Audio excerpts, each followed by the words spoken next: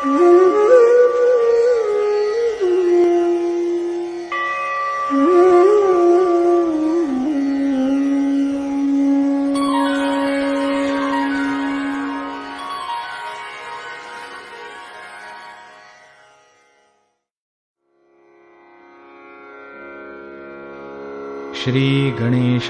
नमः।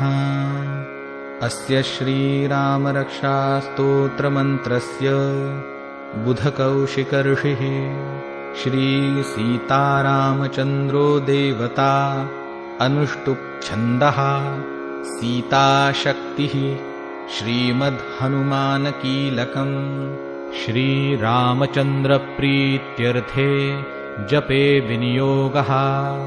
अथ ध्यानम्।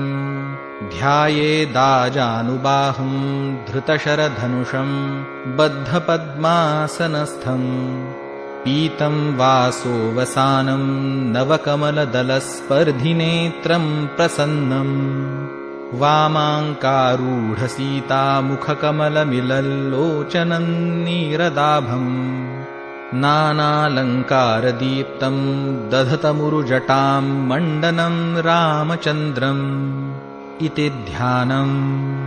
चरितं रघुनाथस्य शतकोटिप्रविस्तरम् एकैकमक्षरं पूसां महापातकनाशनम् ध्यात्वा नीलोत्पलश्यामौ रामौ राजीवलोचनम् जानकी लक्ष्मणोपेतं जटामुकुटमण्डितम् सासितूनधनुर्बाणपाणिन्नक्तञ्चरान्तकम् स्वलीलया जगत्त्रातुम् आविर्भूतमजं विभुम् रामरक्षां पठे प्राज्ञः पापघ्नीं सर्वकामदा शिरो मे राघवः पातु फालं दशरथात्मजा।